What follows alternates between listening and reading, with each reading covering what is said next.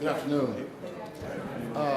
Let me start first by saying that Senator Merkley Jeff Merkley of Oregon will be here shortly. He had to take a Senate vote, and he will be over. And of course, you probably has been running on all of the TV networks over the last few days because of the discovery he just made. But we're going to go ahead and get started. Hopefully those of you here are interested in entering into politics during this weird moment. And so we have some of the best minds available to guide us as we begin this discussion. And after the presenters have spoken, we will then have a question and answer session. Now, in my real life, I am an ordained United Methodist pastor. I do sermons, and I recognize sermons, which means that no person in here can give a sermon. We want you to ask a question. If I detect sermonizing, I will stand up and stop you, Christian-like.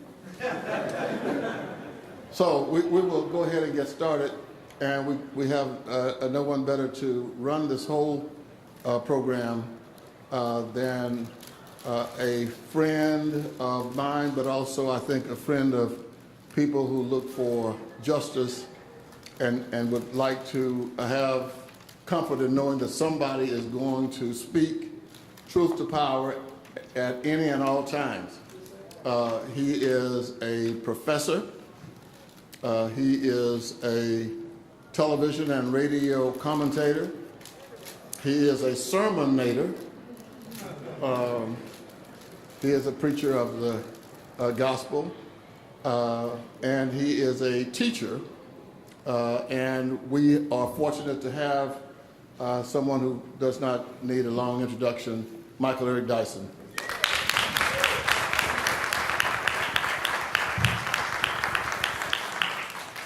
I want to thank the Reverend Dr. Professor Emanuel Cleaver. I've been to his church. He's a stone cold preacher.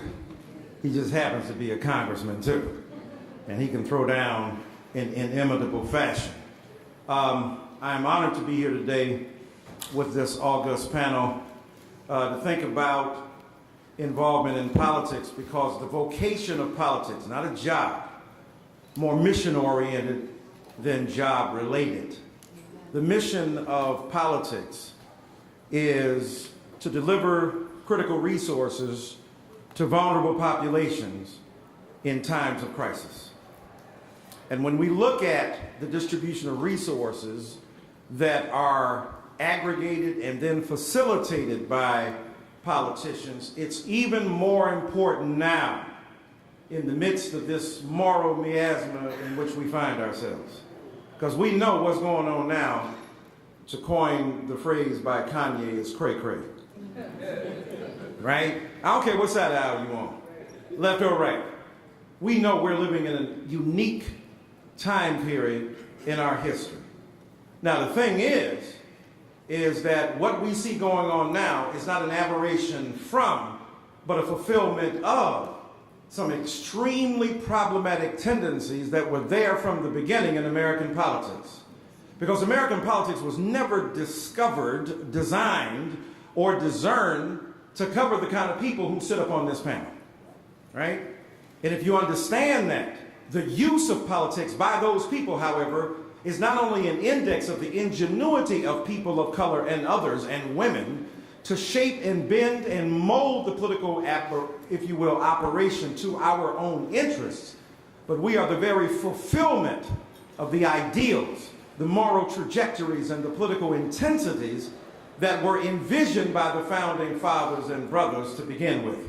So the irony is we's here to manifest a powerful, powerful engagement with politics. And me personally, I have to write a letter of apology to George Bush.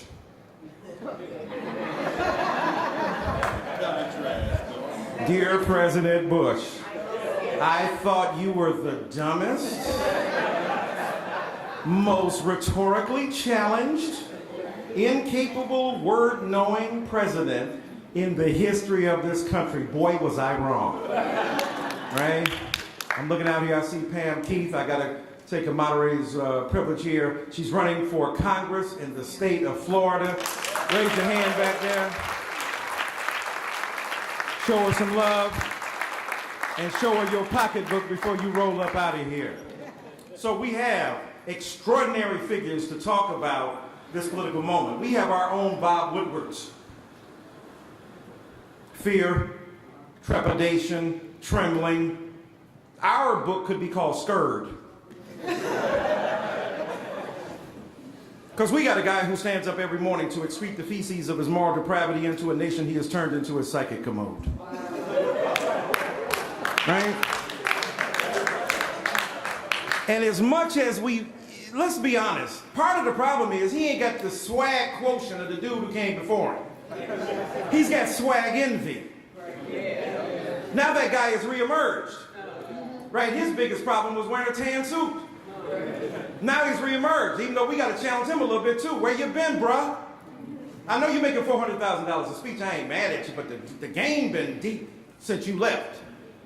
Oh, look at the OC. If I was in church, I would stay right there. See, where the people don't amen, that's where you got to massage a little bit.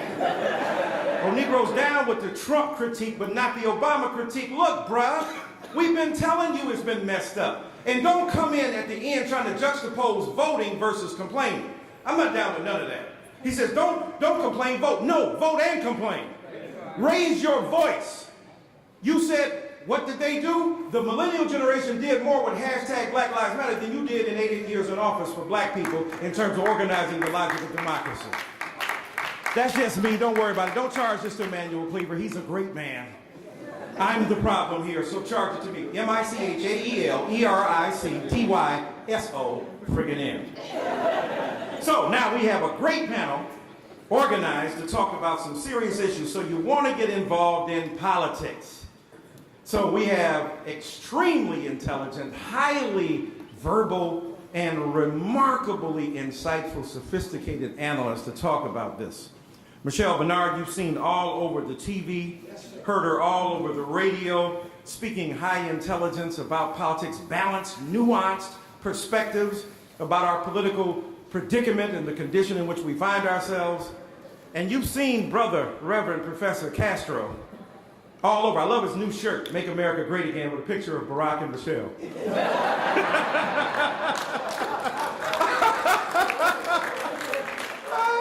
That's my mans and them.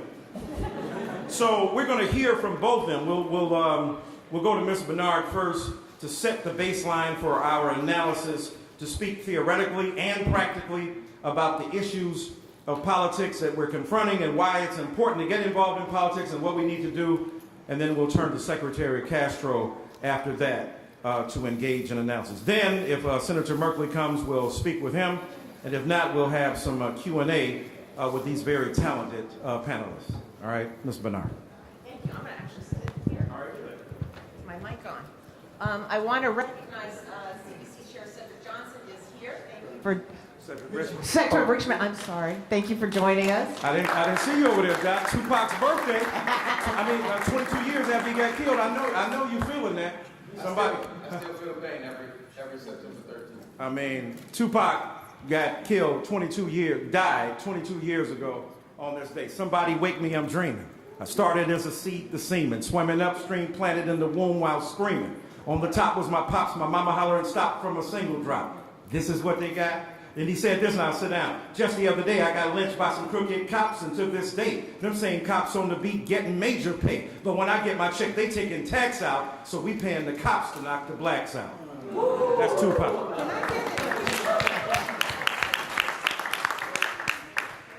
I started as an egg, not semen.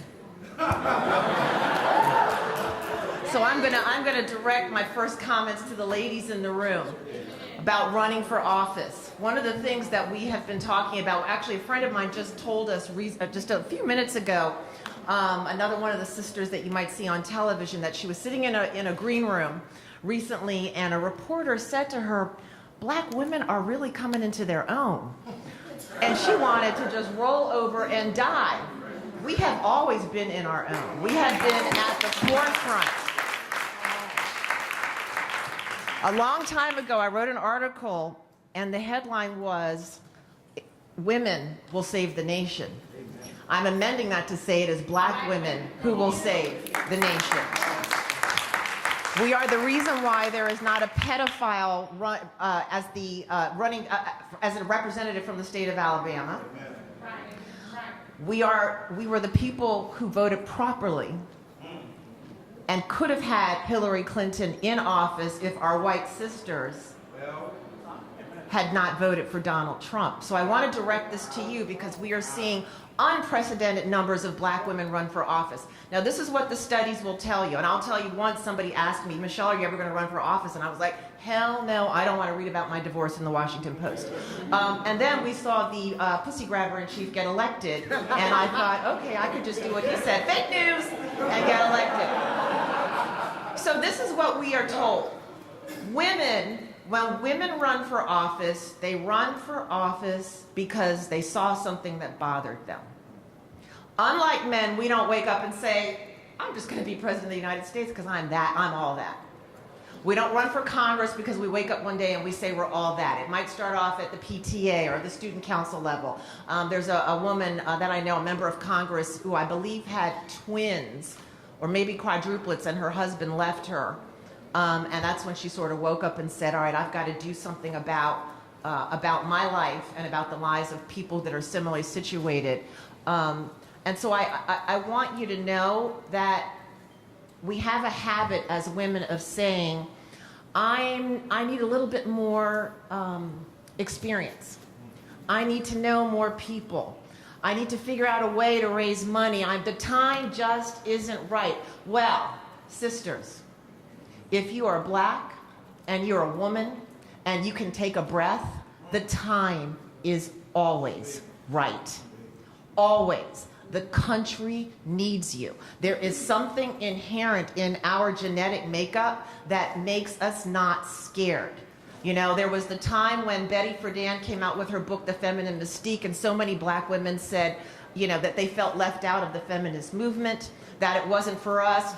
You know, this was just a book about a bunch of white women who, you know, were like upset, like, I'm so bored, I'm at home and all I can do is make peanut butter and jelly sandwiches for my kids every day. Well, we've always had to work. That's right. And we've always worked.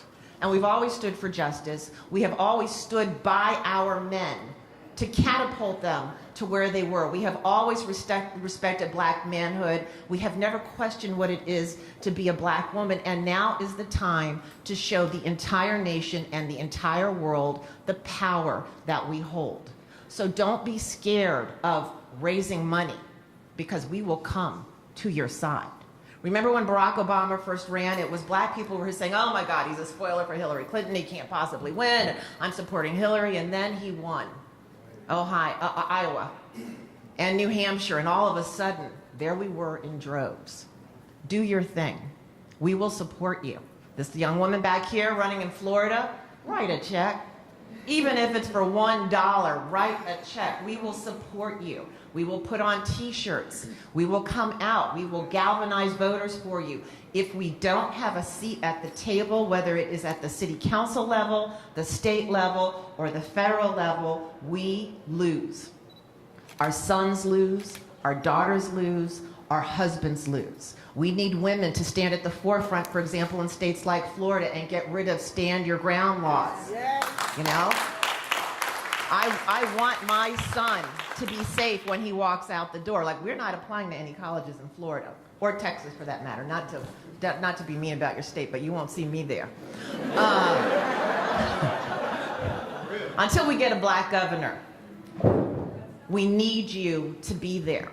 We have an eye and an understanding of the way the world works in such a nuanced way that the way that we run for office and the things that we do in office, it not just has a positive impact on Black lives, it has a positive impact on the lives of all Americans, but this way we know that there is always someone in the room who is thinking about us.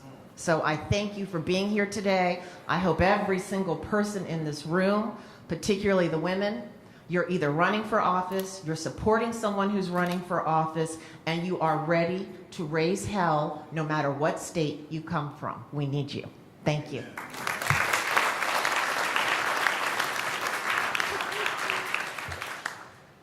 Good afternoon. Good afternoon. Well, that's very well said. Thank you. Michelle, is this on? No. Okay. Want to try use this? Yes.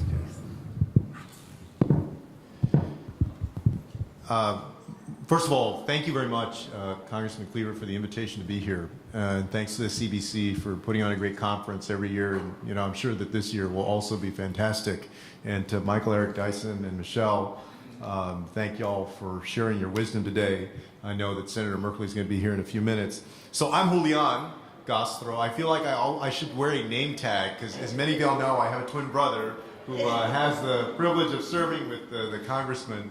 He always goes around telling people that the way to tell us apart is that I'm 1 minute uglier than he is, but I'm actually 1 minute older. And I just wanted to come today and talk to y'all a little bit about why I went into public office, like why I decided to run for office, some of the things that went into my mind, and then share with you perspective on why I think you should run for office and some considerations around that. I grew up with my mother and my grandmother, my brother and I did, on the west side of San Antonio. My grandmother had come over from Mexico when she was 7 years old because her parents had passed away, and her nearest relatives lived in San Antonio. And she got pulled out of school during elementary, so she worked as a maid, a cook, and a babysitter, and raised my mother as a single parent. And then my mother raised my brother and me as a single parent after the age of 8. Our parents had never been married, but they split up when we were 8. And Joaquin and I went to the public schools of San Antonio. We graduated and went off to Stanford. And we had grown up basically with a mom who was a hellraiser when she was young. She was a Chicana activist. She had been part of the Chicano movement of the late 1960s and early 70s. She ran for city council when she was 23 years old as part of this slate called the Committee for Barrio Betterment. And their slogan was, "Give government back to the people." At that time in San Antonio, there were no single-member districts. So if you wanted to run for city council, you had to win citywide. Because of that, very few people of color and very few women won anything. All of them lost. Like the 4 candidates lost. But on election night, on April 6, 1971, that night that they lost, one of the local reporters for, I think, the San Antonio Light, this was back when they still had 2 newspapers in a city, asked my mom about the loss, and she said, we'll be back. So fast forward 30 years to 2001. And I was elected at the age of 26 to the San Antonio City Council. That happened, obviously, because there was a tremendous amount of fight and struggle and progress that was made because of the work of many folks, because of the larger civil rights movement, because of, in San Antonio, the Chicano movement, the work of folks in the legal community that created single-member districts. So by the time I ran, I was only running in 1 district, changing the landscape of politics and policy for the better. But the reason that I actually got interested in running was because when I went away to school, I could suddenly see the community that I had come from in a very different light. Like I saw it for the first time with the eyes of an outsider. And what I saw in the Bay Area was a place that had much higher income levels, higher education levels, that was more entrepreneurial and more ready for the future. What I liked about my hometown was that it was a place where people of different backgrounds seemed to get along well compared to a lot of other places over the years. It was the kind of place, I like to say, where if 2 people pass each other on the street, they still look each other in the eye. Or if somebody sneezes in a restaurant, 2 or 3 people still say bless you. Like there's still a sense of connection in the city, even though it had gotten to be a city of over 1 million people. And my interest in politics was, number one, I feel very blessed with opportunity, and I want to make sure that other people who, come from where I came from can have that kind of opportunity too. And then secondly, for the city, and I know you were mayor of Kansas City, you'll appreciate this, I had a chip on my shoulder. Like, how can we create a city that is better educated, that has better jobs, more opportunity for everybody, and also remains a place that feels like a community, that has a sense of connection among folks. And so right out of law school, a year out of law school, I ran for city council and won. I ran 4 years later for mayor because we had some of the strictest term limits in the country. You could only serve 2 two-year terms. So after 4 years I ran for mayor. I lost in a very close runoff. And then I came back 4 years later and I became mayor of San Antonio and served for 5 years until President Obama asked me to serve as HUD secretary. So out of all of that, let me tell you, number one, when I thought about running for office, the major concern that I had was I was worried that I would have to fundamentally change who I am. Like, I worried whether you would have to sell your soul, basically. Change who you are to be successful at politics. Compromise so much about what you believe and what you want to do. And the good news is that I can tell you now, having served, on the council as mayor, seen stuff at HUD and worked with many folks in public office, that the vast majority of people in public office are trying to do the right thing, and that you can be in public service and not sell your soul. That you can stay true to your principles and what you fundamentally believe in and not sell that out. That doesn't mean that you don't have to compromise, because there's nobody that's going to get 100% of what they want. But you can be true to who you are. For those of y'all that are thinking about going into politics, and I hope that's everybody in this room, or most folks, because we need young people especially to step up right now, and people of principle and people that are trying to expand opportunity instead of take it away. Right now, people that are just sane would be good in certain positions. Number one, know why you're doing it. Know why you're doing it. That doesn't mean that know every single policy position and the nuances of it. Everybody learns that. But know why you want to do it. For me, it was because I wanted to expand opportunity so that folks who grew up like I did could also get a great education, could also pursue their dreams, whatever they wanted to be. And so know what that purpose is for you. Because the people that get in trouble in politics are the people that go into it because they like the title. They like it that their name is in lights. They like getting the ball tickets, to the football game or the baseball game or whatever it is. They want to be there because their friends are going to be up for contracts, and they want to make sure. How many times have you seen in a school district or somewhere else people getting their friends contracts? Folks that don't have, basically an anchor why they're in it. So know why you're in it. Secondly, there's never going to be a perfect time in life for you to do it. Like, sometimes people wait for a perfect time. There will never be a perfect time in life. That doesn't mean that you shouldn't be realistic about, your obligations and whether you can do it. Dedicate the time. You have to be realistic, but don't talk yourself out of it just because it's not the perfect time. And I think oftentimes the pressure is greater with women, right? Because we send women this signal about starting a family, and you have to do this and this, and it can keep folks from making that leap who are super talented and could add a lot to public service. The third thing is, in terms of where to start, like, people often ask, well, where do you start?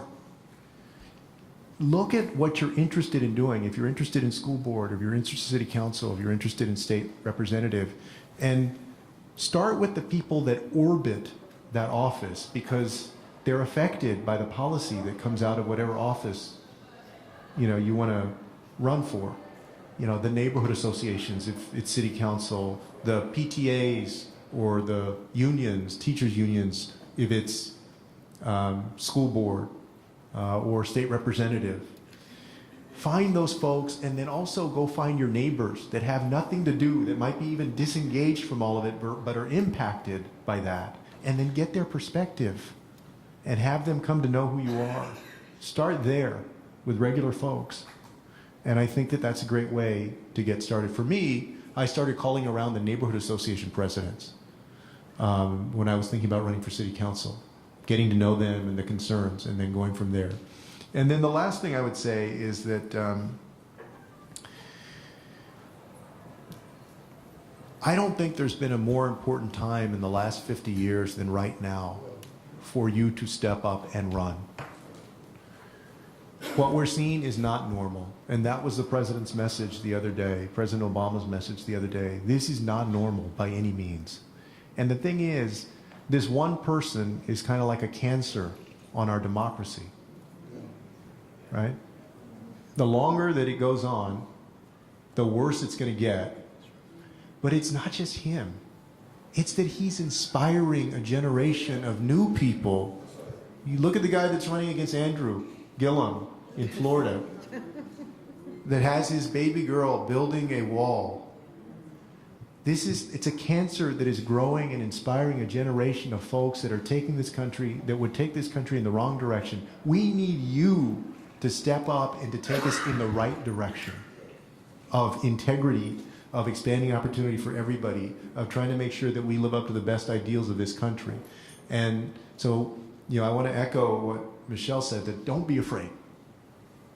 Like, you have the talent, you have the ability. You have God's good fortune with you, that you can succeed. All right? Thank you all very much.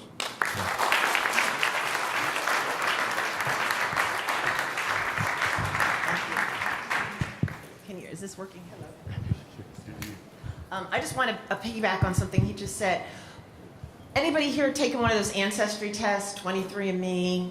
Like, I'm totally into it. So I've taken it, right? I urge everyone to do it. I'm going somewhere with this, I promise.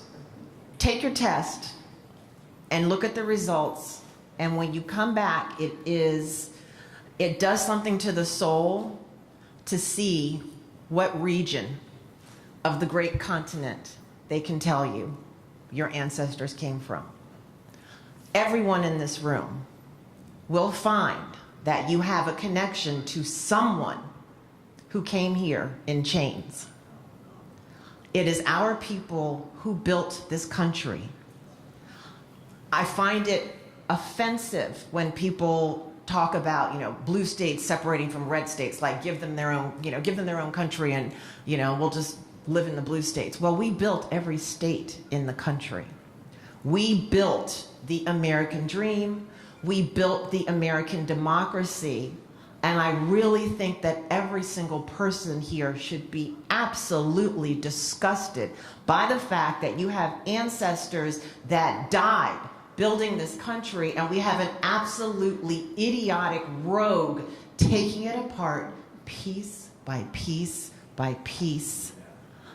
They lie to the people that they represent. I want to reach out to so many people who believe in this man. I can't even say his name today, I'm so disgusted. But I want to reach out to the people who believe in this man and say, do you realize, maybe this is not a good thing to say in front of members of Congress, but I'm sure you would never use this line, Congressman Cleaver, manufacturing is not ever coming back the way you think it is. For the people, I sat down and I did an event with Rick Santorum from Pennsylvania, who I believe has an undergraduate degree, MBA, and a law degree, and I listened to him tell people that it is elitist to get a college degree. Gone are the days where you can have a mortgage and a white picket fence and a bunch of cars and send your kids to great schools with only a high school degree. But when you lie to people and you make them feel that brown people, black people, and women are taking something from them that belongs to you, you sow the seeds of the division that are killing the country. And they're just going to keep thinking, I can do it all if they just got rid of that black woman. If they would just, Michael Eric Dyson teaching at Georgetown, you got to be kidding me. If it wasn't for affirmative action, I could have gone to Georgetown. Well, no, you couldn't. Because you didn't study in high school and you don't have a high school degree. Don't be mad at me. In 2016, there was a study done. I couldn't wait to read it. Who are all the black men that supported Donald Trump? And this is what the study found. The Atlantic published it. The same white men who supported Donald Trump. So we found that there were black men who believed that their worries would be solved if black women weren't taking their jobs. That's just not true. We are two-income earners. We are families. We have to support each other. Donald Trump lies. We are at a critical point. Welcome. We are at a critical point in our nation's history, and we need you. We need you in office, especially the young people that have the energy to do it. We need you so badly. We built this country. We deserve to enjoy the benefits of every single thing the country has to offer. Thank you. Powerful, powerful. Amen. Amen. I want to ask each of our panelists a question. I want to start with Congressman Cleaver, because you've been in this for such a long time, to be such a young man. But you've got experience, even as a child, when you could look out on the landscape of civil rights and see what was going on. And then as you become a mature man, minister, politician, mayor, and so on, and a nationally recognized prominent politician, has there ever been a moment, people have said, well, this is a unique moment in the development. I see Senator Merkley coming in now. So I'll shift the question from Congressman Cleaver. I was going to ask him about it. I'll ask him afterward. We're going to have the senator coming in right now. And did you impeach Trump when we were going? Okay, I'm sorry. I didn't know if there was any news. I just wanted to make sure that there was no breaking news here.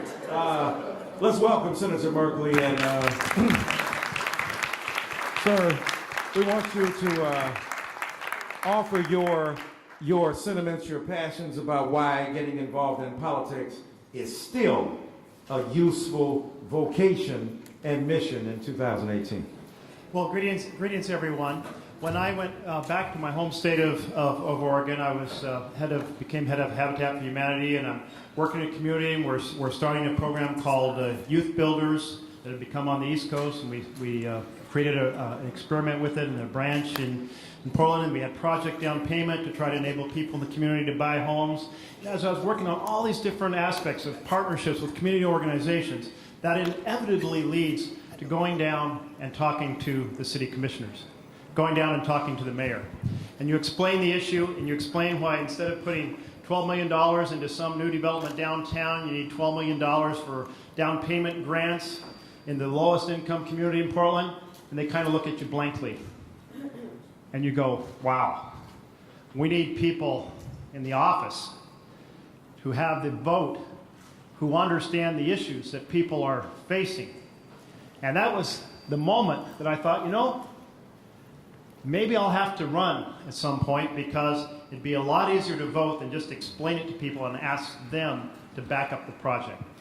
And so down the line, when I started to think that the time had come to seize an opportunity if it was created, I knew nothing about running for office. And I didn't. My dad is a mechanic, now deceased, had no political connections, had no money, had no network, but felt like we needed people who understand the community to be in those voting positions. So I heard about a DNC training, a Democratic National Convention training, that was place down in LA, and they said, if you can get down here, the training's free, it's 2.5 days, we're inviting people from all over the country. The Democrats from the minority in the Oregon House and the Oregon Senate had been, for what seemed like forever, and you may all think of Oregon as blue, but it was a red House and a red Senate. And so I went to the executive director of the party. And the first time I'd met him, I walked in. He didn't know who I was. I didn't know who he was. I said, you know, we've been struggling to have people represent us who can fight for working people and fight for our challenged neighborhoods. Why don't we get a whole bunch of people going down to this free training? And then we'll come back and we'll have a network and we'll be able to maybe try to start taking back the government here in the state. And he looked at me and he said, well, that's a fine idea. Whenever you hear someone say, well, that's a fine idea without much enthusiasm, you know where that idea is going. And so I recruited a friend from childhood, and we were the only two who went down there from Oregon. But there was an African-American campaign activist from South Carolina teaching a class down there. And she really made the difference for me because during that 2.5 days, it all sounded so complicated. The whole process of running for office sounds so complicated. And she said basically the following. She said, here's an archery target, and in the middle is the most effective thing. And in the next circle is the second most effective thing. And if you do the most effective things, instead of the things that are on the outer rings, you do the inner rings, you'll win. I thought, okay, well, that sounded better. And she says, right in the center of this archery target, this is you knocking on a door. And she said, it's not only most effective, it's free.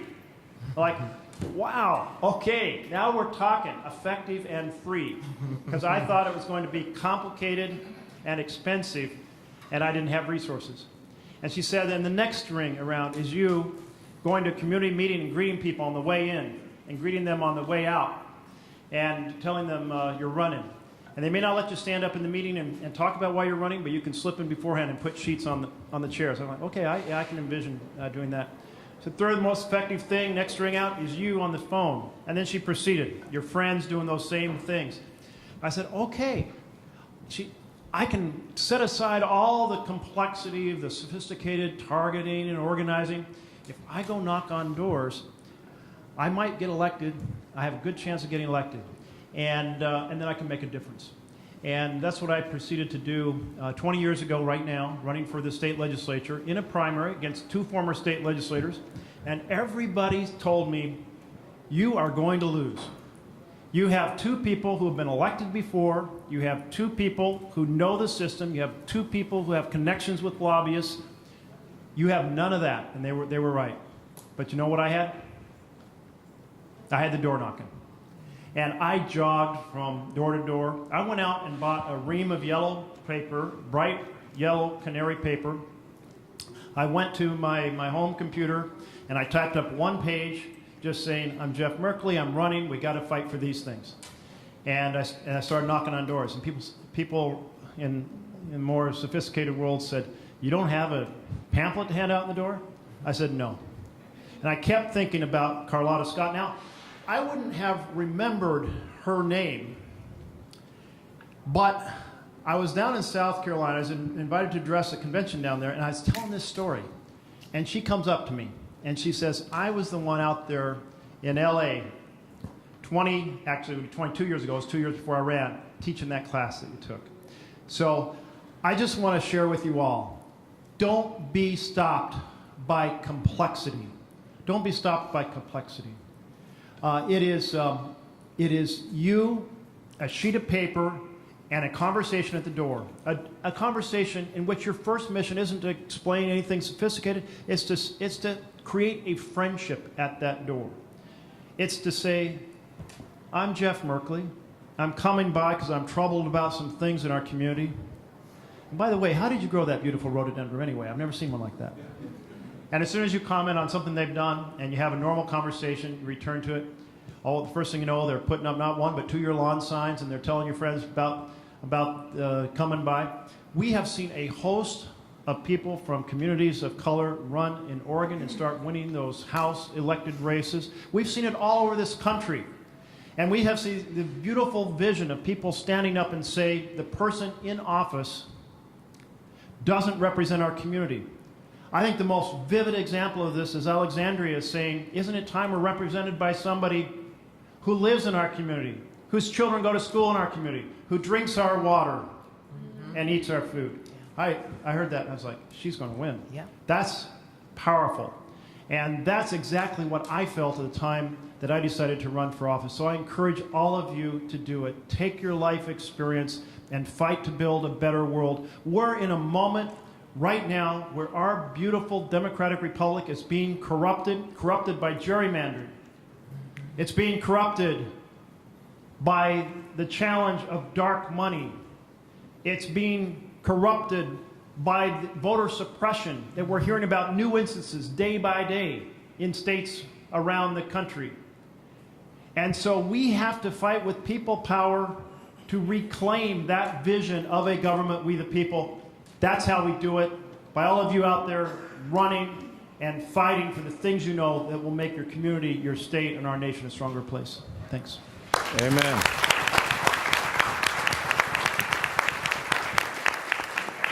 Thank you, Senator, for those very encouraging words.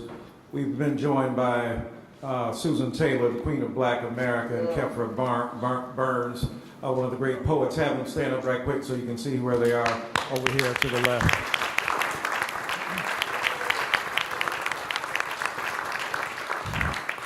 Congressman, I was asking before Senator Merkley came, you've seen the evolution, especially of politics rooted in communities of color, and the extraordinary rise of neo-fascist impulses that have subverted the potential of democracy to be equally distributed among all populations.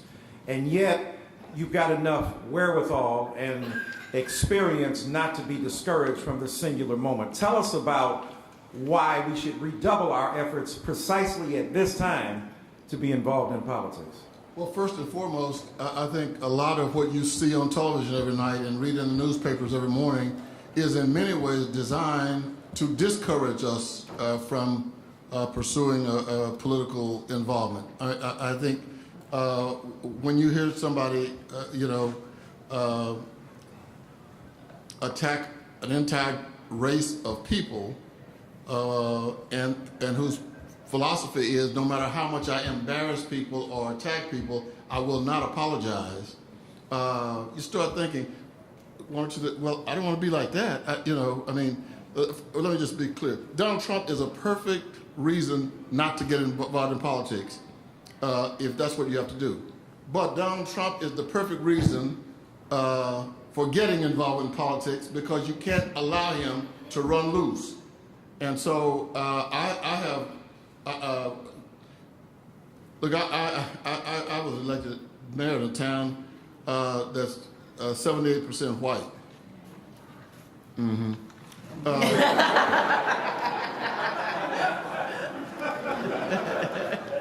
And elected mayor twice, to Congress 7 times. And yet my voting record, for the people who monitor, they grade us every. The labor community, they want. I have a 100 in labor. I have a 100 NAACP, the Children's Defense, all those things. So I haven't abandoned who I am, which led me to believe that the majority of the good people, they like people standing up for right, and they like and want people to stand up for justice. And I also think that people think that there's something wrong if a person of color won't stand up for people of color. Now, I think, and so I got in and I've had to deal with all of that over the course of my career. I started out in the civil rights movement in the Southern Christian Leadership Conference, and all the guys ahead of me started graduating from SCLC going into politics, whether it was Andy Young, in some ways, even Ben Hooks, who went to the Federal Communications Commission. Ralph Abernathy didn't win, but he ran for the 5th District seat that's held by John Lewis. And you just look all around, Jesse Lewis Jackson ran for President of the United States. So that was the next reasonable way to move for the civil rights movement, is getting into the political arena. And I think that what you've heard from these experts is something that I hope you take home with you. And even if you don't want to run, you need to be equipped with the verbal resources to talk to people back in your hometowns about this very same issue. Mm-hmm. Thank you, sir. Senator Berkeley, without putting you on the spot, as representing all white people in America, just the people you know, it is rather curious to be involved as a person of color in the American political landscape when black people have been and brown people have been the carriers for the pathologies of America. You're what's wrong with the country and so on and so forth. We know the masses of white people didn't necessarily believe that, but the silent complicity in the perpetuation of the pathology raises the specter, at least, of what the white folks say to themselves at night now, that we got a guy in office who has really undercut and undermined the very principles and ideals that all good Americans, regardless of whether they stand on the left or right, have historically cherished and nurtured. Right? We could talk to a man like John McCain, disagree with you politically, but a human being who acknowledged the humanity of others. Why is it that the complicity of so many white politicians now, in the face of the onslaught of this neo-fascist resurgence, and with bigotry as its adjunct, unable, incapable, it seems, to find their moral fiber and their ability to speak back to it? You don't have to represent everybody, but just the folk you know. What is it about? What is it about that pressures us in this moment? Well, I'll tell you what the folk I know say, and they say, can you please get that man out of office and put Barack Obama back in the presidency of the United States of America. We are in an extraordinary time. We see, if you look through human history, there are those moments when there are leaders who stand up and create division of every sort. And I think about how the opposite of how I was raised. My mother said, do what's best, do what's right, and never ever step on anybody else to get ahead. The man in the Oval Office right now was raised with a different principle, which was one, we are the powerful, we are the privileged, and step on anybody you want. And thank goodness that does not represent, I think, the majority of any group in America. But here we are with that man holding a lot of power and a whole bunch of members of the Senate not saying much about it. Not saying much about the fact we have a divider in chief who is attacking Haitian Americans, African Americans, women Americans, Muslim Americans, Hispanic Americans, Americans with disabilities, veteran Americans. The list goes on and on and on as that divider. And I think that the response that I hope we hear from leader after leader across this nation, each time they hear that, is to reach out to the members of their community who have been attacked and say, there is a phrase we have in the Pledge of Allegiance, it's indivisible, which means we all come from a variety of backgrounds, but we stand together to make this country a more beautiful, more powerful, more successful nation. And we are standing with you. And we hope you'll stand with others as they're attacked, so that we will, side by side, arm in arm, go forward together. That's the rebuttal to what we're hearing from the White House. And that is the vision and the pathway through which we will make this a land of opportunity and equality for every single person. All right. Well said. Thank you, sir. Would be that becomes contagious and the predicate for politics for so many in this country. Secretary Castro, when Sister Ocasio-Cortez was recently and famously and astonishingly elected in New York, the first thing she did as a woman of color, Latinx, was to endorse Sister Presley up in Massachusetts, who also won an unlikely victory. This in the face of the politics of division between black and brown people, right? Because one of the tricknologies, as we used to say in the 60s, part of the tricknosis of Donald Trump has been to say to black people, hey, I'm looking out for your interests, because these Latinos coming across this border are messing you up, right?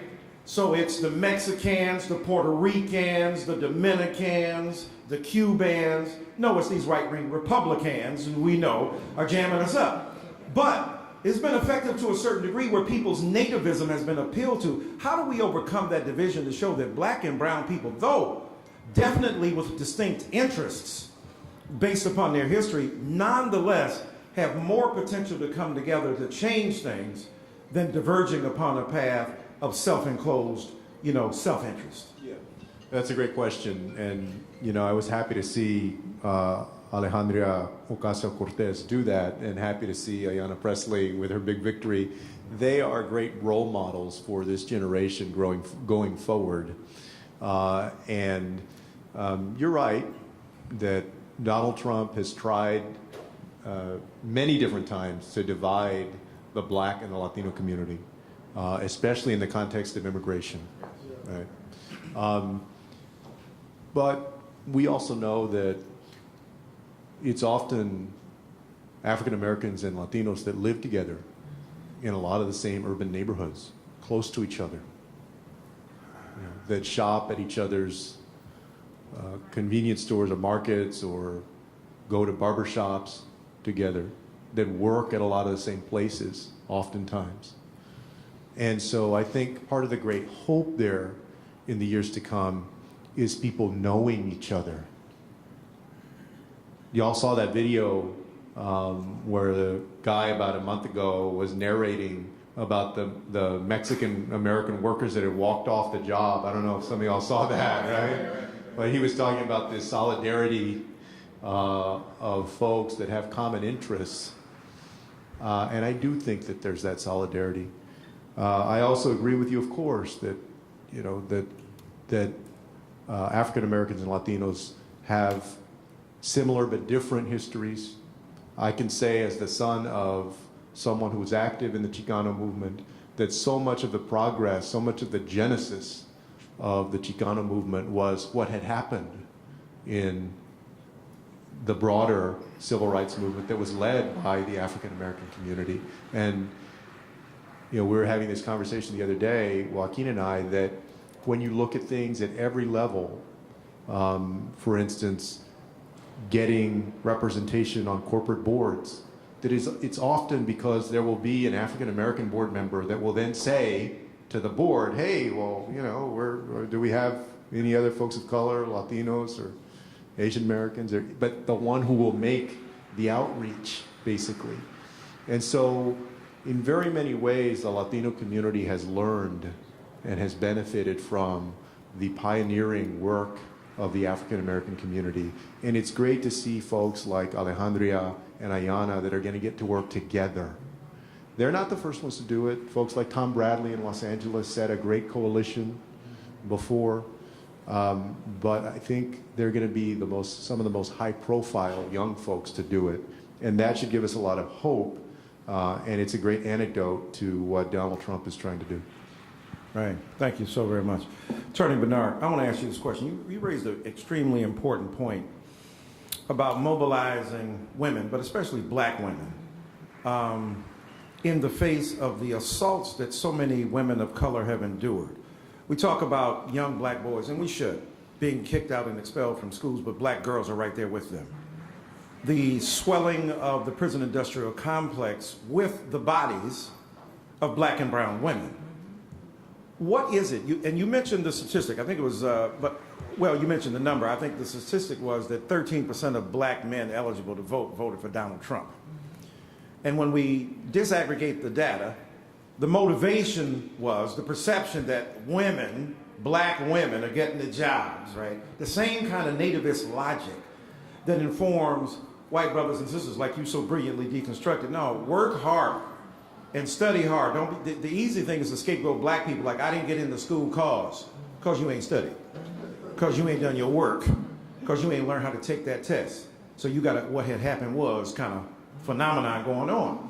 But black men in particular, those who find that black women are their greatest competitors, when the irony is, maybe even a paradox, that black women are the first to defend black men.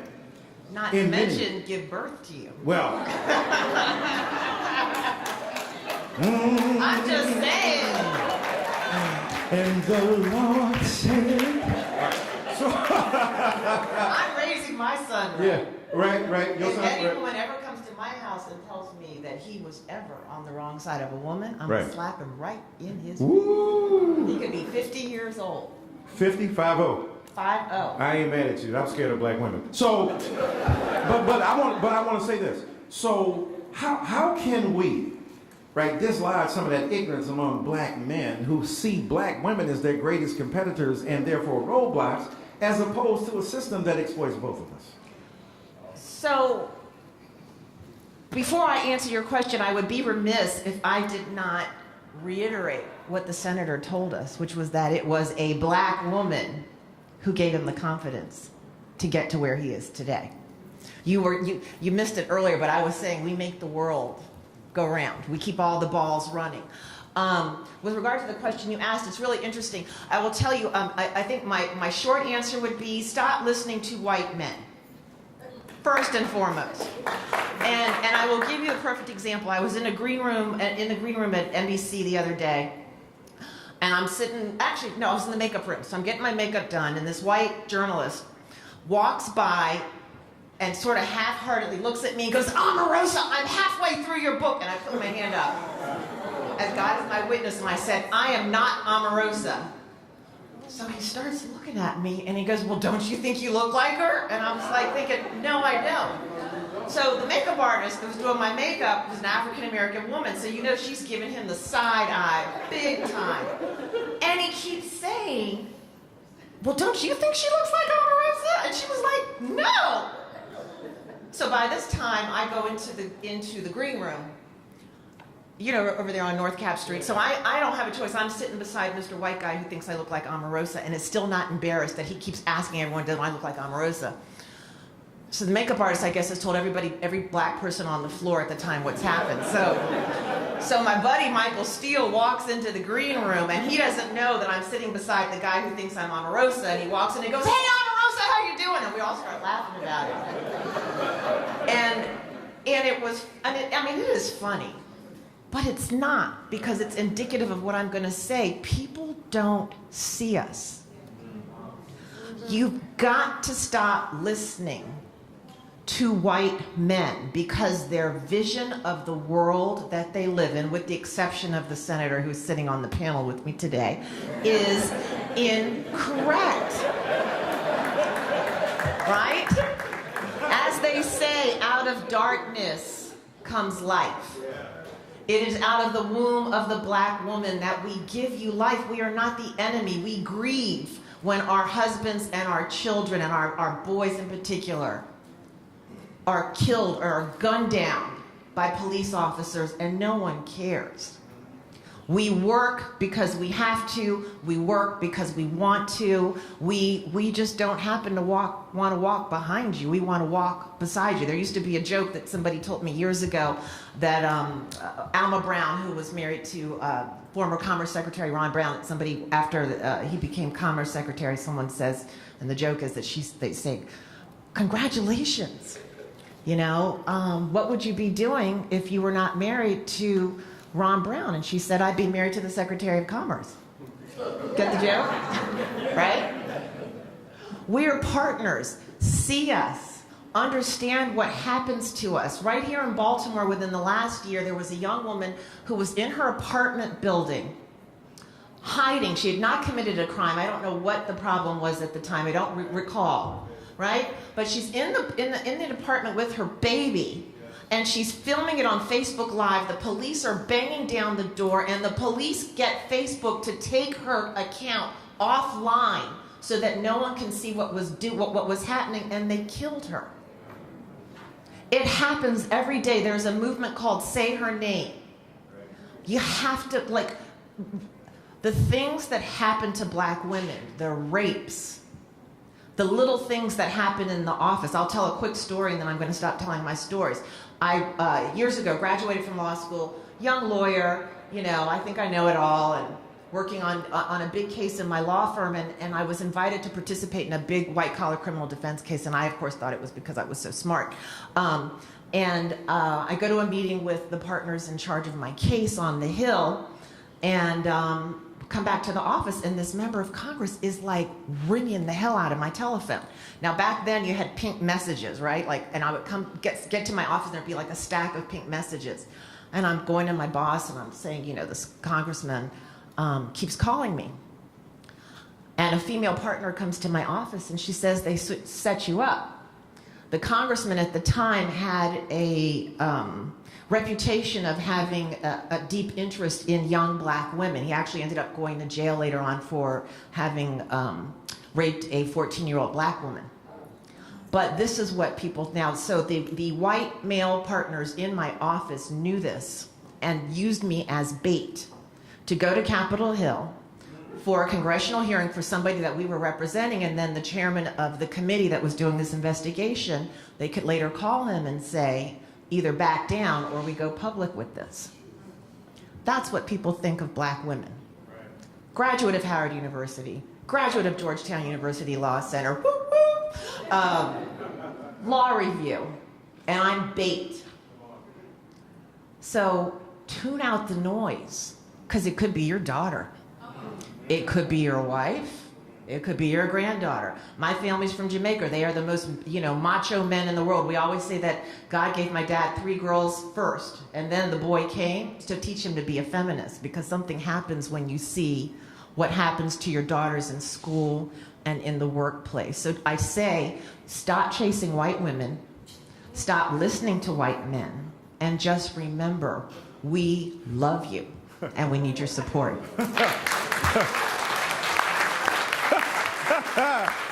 Omarosa. You got some more tapes? Oh my God. Just listen to the last 2 things she just said. Chasing and checking. Wow. And no one asked who the member of Congress was. Right, who was it? Buzz Lukens. Right. And we were, and the chairman of the congressional committee was Lantos. Yeah. Well, raping a 14-year-old Yeah. black girl is the history of America with Thomas Jefferson. Yep. Anyway,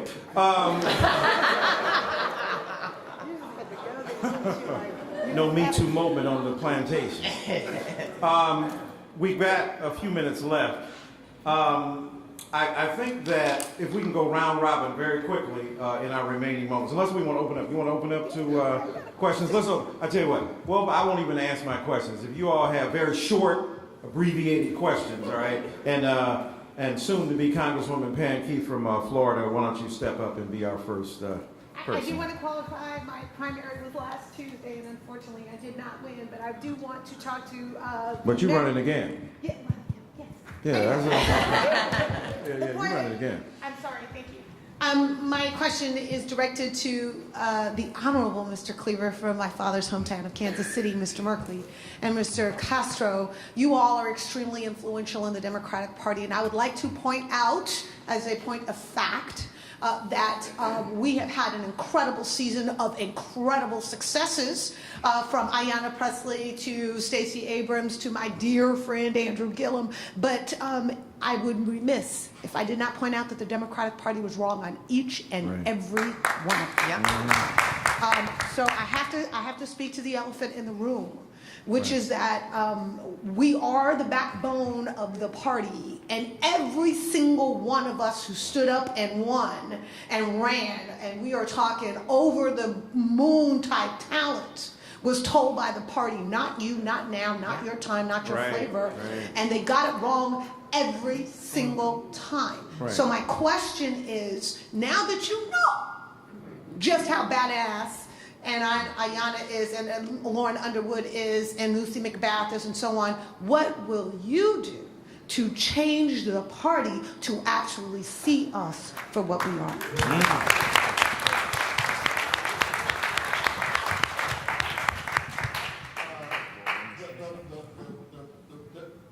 There is a belief that, you know, that the party is a living, breathing entity. And so when you talk about the party, I'm not even sure who you're talking about, because I'm in the party, and when I ran for mayor, there's at least one person here who will know the whole story.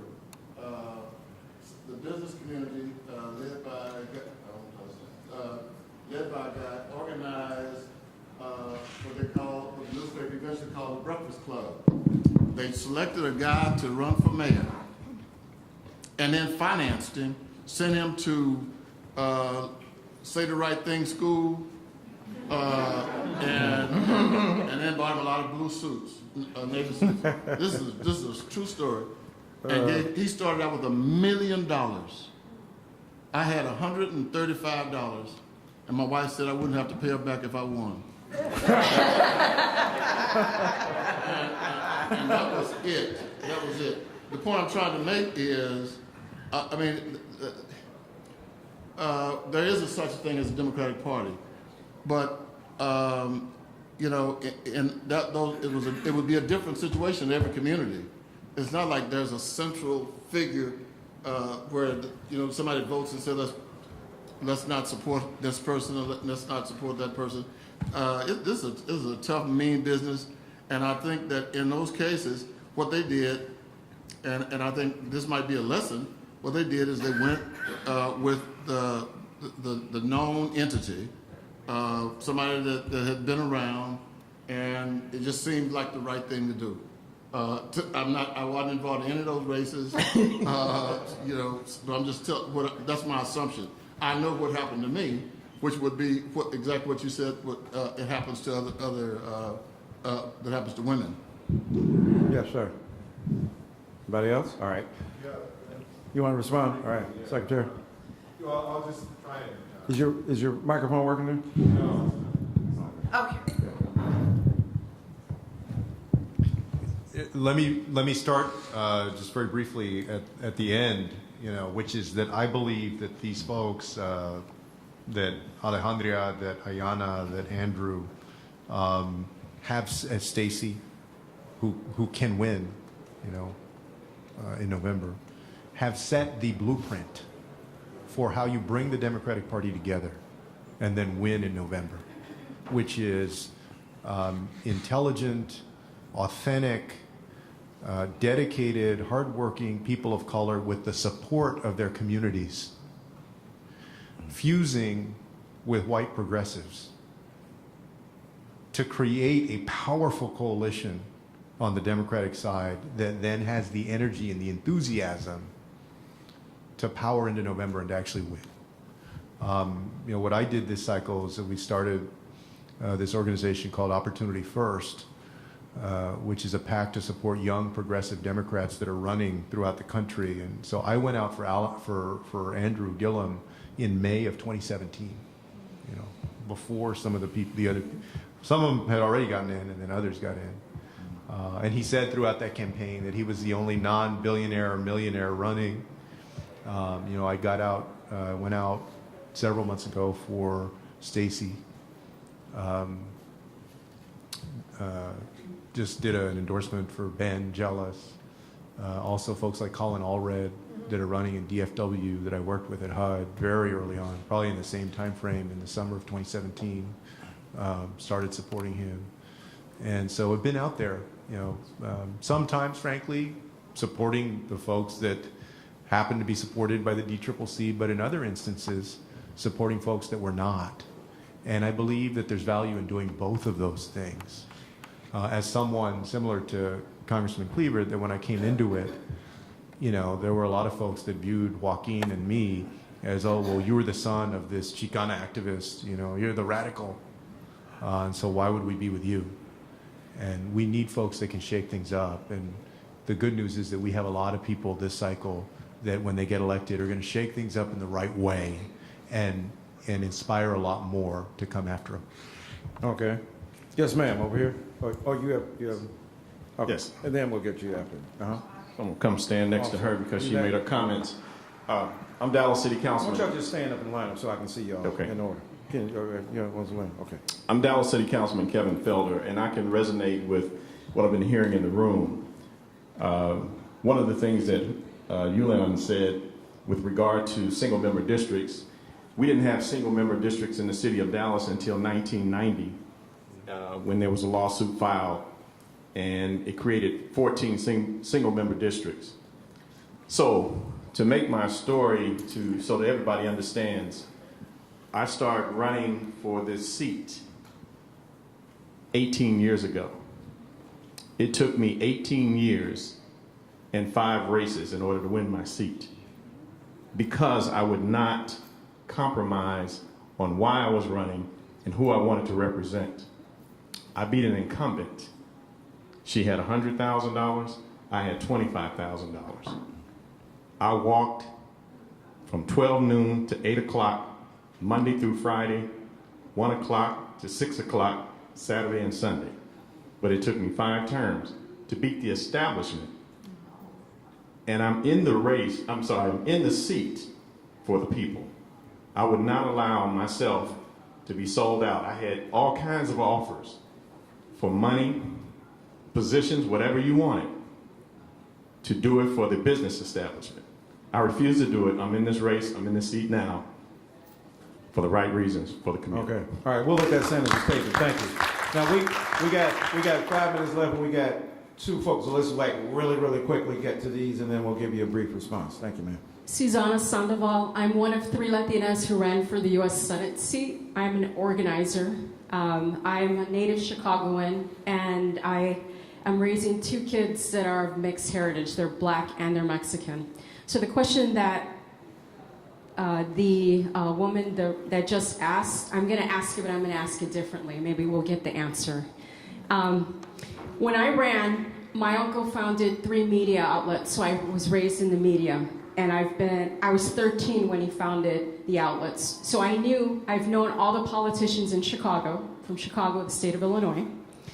And many of the people have heard of the Rainbow Push Coalition, right? We know that Reverend Jackson was the second individual to run. The first one was Shirley Chisholm. So if we know history, we know that if we know our history, we don't repeat it. We also know that Barack Obama ran a seat that he had to run for quite frequently. So I didn't win my race, but I actually did what I intended to do, was to build a coalition nationally. Nationally, because Blacks and Latinos and other quote-unquote majority members of this country have founded this country, and we built this country. My grandparents were migrant farm workers. The way I look at the Black community is no different than the way I look at the Latino community. And your family, the Castro family, I know your mom, really love her, they have worked in the Chicano movement in order to build bridges. My question to all of you, including the senator, thank you for being a white ally, and for the work that you're doing, the child migrant detainees. What we need is a new coalition. We need a new rainbow coalition, whatever that's going to look like in 2018, that's intergenerational. What I've done is I've traveled the country. Alexandria Ocasio-Cortez is one of the National Hispanic Institute families. I'm one of the board members. Question is, how do we build that? One, we know that we need campaign reform. I self-funded primarily. I'm a single parent. I'm a domestic violence survivor. I've told my story.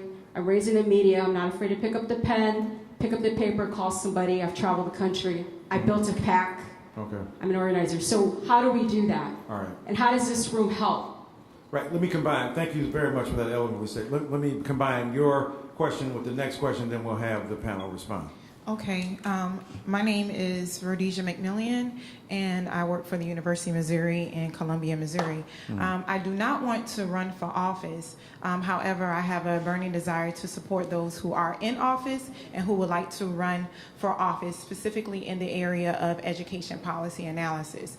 Being on the job market, I found that being a legislator, being a person who writes legislation, particularly in education, where I think that the DNC is really in need. Our Democrats, we need comprehensive education reform. And what I'm finding is that the policy writing is very well guarded by white men. And having had a PhD and being interviewed by a white man who made 6 figures with an associate's degree and still not getting an opportunity to move forward, what would be your advice for those who maybe want to get behind the scenes for something very, very specific and something that we are in need for? Okay, good. Thank you. Both of those. Anybody want to take a whack at those? Senator? Well, I was particularly pondering the Rainbow Coalition question. To me, I've always thought it in terms of there's a 1% out there with our income and wealth inequality that strategize over how to divide all of us. They develop themes to divide rural against the city, African Americans against Chicanos, unionized labor against non-unionized labor, get the gun issue going, get health rights, freedom, abortion, drive as many wedges as possible to fracture everybody else. And if that is what gives us government by and for the powerful, now reinforced by this corruption of our Constitution through the things I was mentioning with the gerrymandering and the voter suppression and the dark money. It is a powerful 1% centric system. And the only way that we're going to restore a vision of people having opportunity, think of it, for 4 decades, workers in this country, their wages have been flat or declining, while this country has gotten richer and richer and richer. We've had some growth in opportunity, but nothing like we should have had over these 4 decades. And community after community feels the brunt of that. Just think about how if you don't have somebody from a city who's drinking water out of the faucet, then lead in the faucet is just lead in the faucet. It's not the fact that your children are being poisoned. It's whole different when you have people who are really representing the place they live. And so we have to start from the understanding that they're trying to divide us. And therefore, part of resisting and persisting is to unify with each other in this battle for the common foundations for thriving families. It's housing, it's healthcare, it's education, it's living wage jobs. Those 4 things would give families such a powerful, strong foundation for their success, their children's success. And I think it's where we all come together and fight for those things and fight against these corrupting forces. I will tell you that if we're going to win this battle, we have to have a Senate or a president or both that will make sure the packing of the court with this pro 1% philosophy, government by and for the powerful, ends, and that includes some miracle we have to stop Kavanaugh from being put onto that court. Man, wouldn't that be great? All right, finally, anybody want to, thank you, Senator, want to address the last point? Yeah, let me, thank you very much, Rita. Look, we could do some very specific things. What we did in Kansas City, recognizing what Secretary Castro said about this very, very real point of intentionality on the part of some folk to divide the black and brown communities. We organized something called the BBC, the Black Brown Coalition, in Kansas City. We did not have a Latino on the city council, still don't. So we came together, the leadership, and we stayed together now 5 years, working together. We got all the city council members. It was true, they were afraid because nobody wanted to have to go for an election on city council with us united against them. So the council went along with us. We lost, redesigning the whole city council district lines in Kansas City, Missouri. We lost by 1 vote. 1 vote. Black, brown people stuck together. And we've been doing that ever since. And we try to make sure, and it hasn't happened yet, we don't want any black and brown people out fighting over a political seat. So, if we work together, I think it's the most potent thing we can do. We've seen what happens when we come together. They tremble, the people of bad will. And Donald Trump is working at this, right? You know, well, somebody's working at it and giving it to him, but he's still trying to bring it forward. And so we've got to work at it as well. And I think what we've been able to do in Kansas City, and we haven't done it perfectly, but man, it's getting things worked out. Right. What about anybody want to answer behind the scenes? I just want to, just as an observer, and not as someone who's in the trenches like they are, but I mean, to me, one of the greatest examples of how to build a new Rainbow Push coalition is what we have seen all of the kids do who have been involved with the March for Lives, the Parkland shooter victims. I mean, the march that they brought to Washington was absolutely fascinating, and these kids of mostly white, of privilege, who have gone out and they speak truth to power and they resist, and if the establishment doesn't go with them, it doesn't matter. But they have gone out and they say, we're going to go to black communities, and why don't we have blacks and Latinas and speaking with us and a part of the movement, and they are, and they're doing it on their own, and then eventually everybody else joins the fold. Right, but Winfrey and George Soros wrote checks, and what we need is people to support people who are doing the work. If I had a check, I would write you a check. Number one, but number two, I mean, I think when you start to see a movement building, people will write the checks. You got to do the groundwork first. Well, I would say this though. I mean, in deference to your brilliance, there was a movement that did it. It's called Black Lives Matter. Mm-hmm. Mm-hmm. And if Soros and Clooney, our beloved Oprah, right, who's been incredibly supportive of so many institutions, but the thing is, even when it comes to social activism, there's segregation and radical division. Parkland students have admitted, there were black students at Parkland and said, hey, excuse me, we're here too. And we were being denied. Now, to their credit, they acknowledge white privilege in the dissection of it, but that's after they got the dough. Black people can't even get dough with issues we know more about than the recently arrived young white kids who had been trained in media at Parkland School. Don't forget the class issue as well as the racial one, so that they had extremely sophisticated means by which they articulated their social resistance. But Black Lives Matter, composed of some of the bravest, most courageous, intellectually powerful young people, couldn't even get black people in high places to recognize them. They were demonizing them. They were saying, the way you're doing it is problematic and so on. Not that they can't have recognition of difference of opinion, but the Parkland students were not faced with that. So we have to be extremely honest about the degree to which we don't even see our own children as the recipients of anything more than political capital and social work. But I think just to piggyback on what you said with the Black Lives Matter movement, I want to throw it out there because people don't know. It's not widely understood that the founders of Black Lives Matter were 3 black women. Right. People do not see us. Who do the networks, put on television about Black Lives Matter? A bunch of black guys. That's great, except for that we founded it, right? That's why there were no checks. We are not seen. And 2 were queer. Exactly, right? That is why we are not seen. Original members of the Tea Party movement that everybody's so scared of, one of them was a black woman with a nose, like an earring in her nose, dreadlocks, Hillary Clinton supporter who looked up and said, if I have to watch how much money I have in the bank account and can't bounce checks, neither should the government. But it got corrupted, and when does it become big and it gets money and then it gets taken over by white men? Nobody knows who she is. We're not seen. Gather your movement. Fill Washington, D.C. streets with black and Latina women. People will write the checks and they will be terrified. Right. Can we get an answer to her question?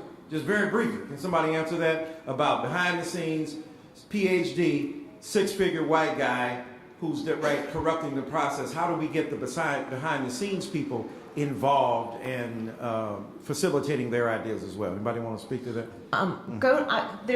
There are run your own candidates. Get involved with the groups that support black women and women of color. Rosa Pack, Higher Heights. There's everybody knows Emily's List, but there are organizations that are completely dedicated to women of color being elected to office, at looking at wage disparities, at looking how we are treated in the workplace. And that's just one example that I can give you. All right, let's give it. Emily has a problem. I don't want to bring home business in here, but University of Missouri has a problem. And we all know about it. They started talking about taking away scholarships from the black football players. Right. We got a problem, and we're going to have to deal with it. But let's, before you leave, we got some labor leadership in the community. People involved with the Black Brown Coalition. We brought in some young people from from Missouri. We need to talk. And they were doing that before Colin Kaepernick. Yes. That whole team proved, right? What did that football team prove? If we ain't going on that field, you ain't got no dough. And the coffers were diminished, and the needs of the people were responded to. So that's an exemplary. Let's give it up for this great panel right here. Michelle Bernard, Secretary Castro, Secretary Senator Merkley, and Congressman Reverend Professor Cleaver. All right, holla.